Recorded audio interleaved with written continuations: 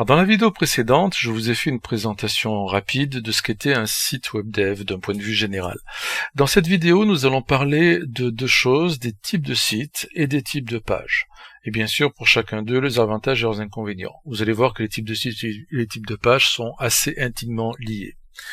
Au niveau des types de sites, avec WebDev, vous allez pouvoir créer plusieurs types de sites, donc des sites statiques, on va voir un petit peu plus loin ce que c'est, des sites semi-dynamiques, et des sites dynamiques.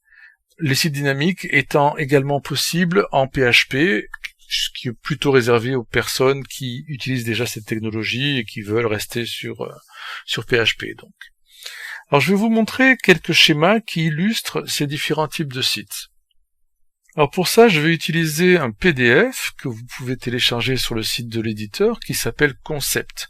Vous avez ce genre de PDF aussi bien pour WinDev, WinDev Mobile et WebDev. C'est un livre également qui est fourni lorsque vous achetez le logiciel. Assez intéressant à lire puisqu'il vous donne toutes les bases du logiciel en question.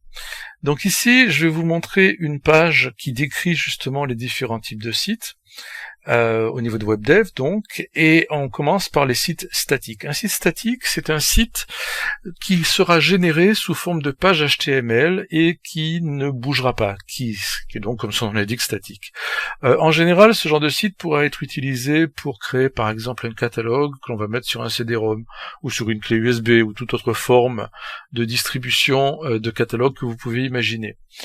Pas pour un site web, donc, enfin à la limite ça pourrait servir bien entendu pour un site web, mais comme c'est totalement statique, c'est pas vraiment la chose la mieux adaptée.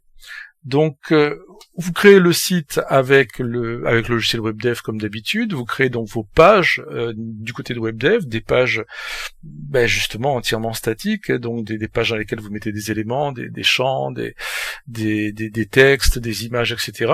Pas trop de champs d'ailleurs, puisqu'on va pas justement faire référence à une base de données, puisque on a affaire à du statique. La page au niveau de WebDev est un fichier qui est l'extension WWH. Lorsque vous générez le site, WebDev va vous créer des pages HTML, et vous allez donc ensuite déployer ces pages HTML sur le serveur web, et ça sera donc totalement statique, ça ne bougera pas pendant toute la durée de vie du site, sauf évidemment si vous décidez de régénérer le site. Donc vraiment adapté uniquement à quelque chose comme par exemple un catalogue que vous allez plutôt distribuer donc sur, je vous disais, un CD-ROM, une clé USB, etc. Ensuite, vous avez le type de site semi-dynamique. Un site semi-dynamique, c'est un site qui aura été créé à partir d'une base de données, comme vous le voyez sur le schéma ici, mais dans lequel on va toujours générer des pages HTML fixes. Donc là aussi, pour un catalogue par exemple, vous avez votre liste de produits dans une base de données. Vous allez, grâce à WebDev, générer les différentes pages présentant les différents produits, plutôt que de les créer manuellement, ce qui était le cas donc de l'exemple précédent.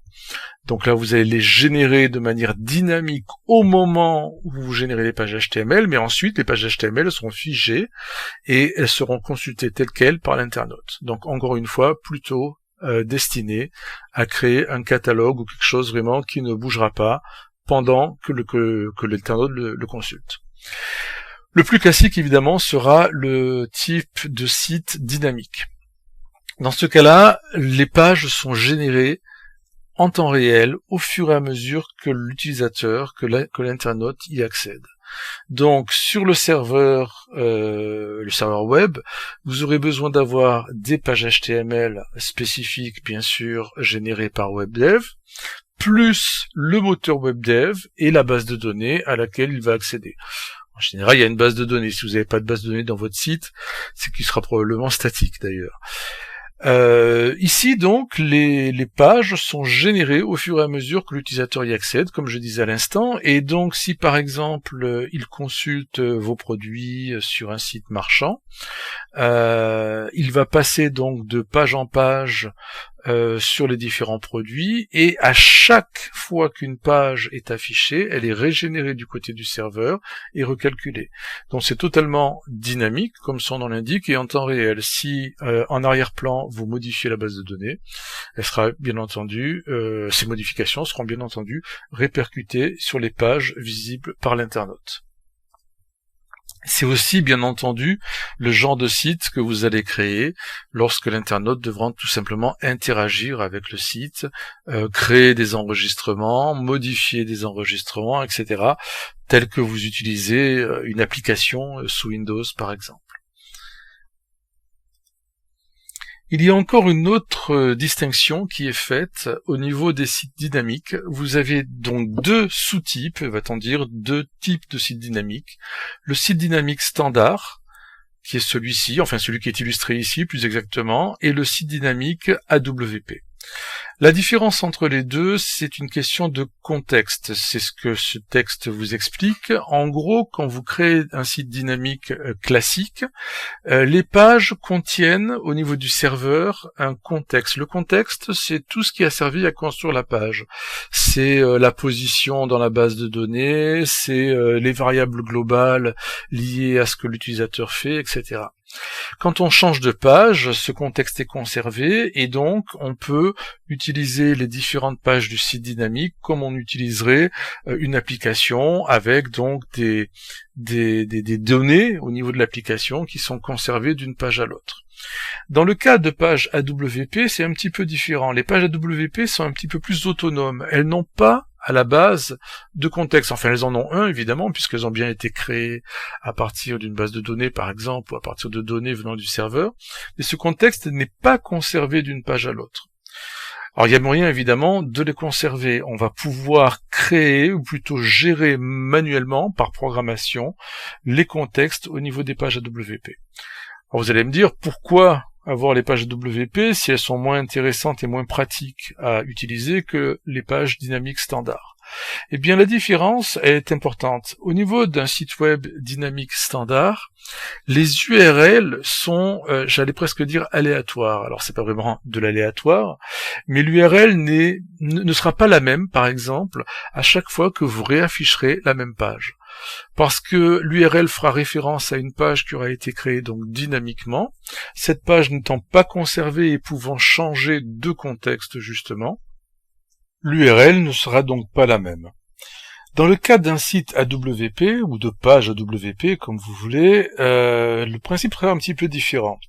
Ici, on pourrait presque dire que la page AWP, d'une certaine manière, serait statique. Alors statique dans le sens où elle sera régénérée de la même manière. Bon, ça c'est un petit peu la cuisine interne du serveur web dev.